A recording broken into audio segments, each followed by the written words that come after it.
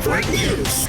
Ipagpatuloy ngayong araw ng mga otoridad ang retrieval operation sa isang natirang missing sa 10 individual na natabunan ng lupa sa nangyaring landslide sa Sitio Fandao, Barangay Poblacion, Malapatan, Sarangani Province na nangyari madaling araw kahapon, July 10, 2026. Napag-alaman na kahapon nagsagawa ng incident briefing ang LGU Malapatan para sa patuloy na retrieval operation sa isang 1-year-old na batang lalaki na kasama sa mga natabunan ng lupa sa ninang landslide. Ayon kay Chinalyn Itorma, kaanak ng mga biktima, pahirapan ang ginawang retrieval operation ng mga responders kahapon dahil sa patuloy na pagbuhos ng ulan, kaya nagdesisyon sila na ngayong araw nila ito ipagpatuloy. Inaasahan naman na ngayong araw maibaba na mula sa Sitio Fandao ang mga labi ng mga biktima sa pamamagitan ng pagkarga nito sa chopper sakaling mahukay na ang bangkay ng bata. Napag-alaman na hindi muna pinapayagan ang mga sasakyan na makapasok sa nasabing sitio dahil na rin sa madulas na daanan at panganib sa landslide. Samantala, nananatili naman sa 5 evacuation center ang 150 na pamilya na una nang inilikas dahil sa pag-apaw ng Malapatan River sa Barangay Poblacion ng nasabing lungsod. Natira na din ng kaukulang tulong ng LGU Malapatan, Sarangani LGU at ng DSWD ang nasabing pamilya. Kasama mo sa DXMD RMN General Santos, Radyoman Rose Tabausari Shoko, Tatak RMN. RMN Network News.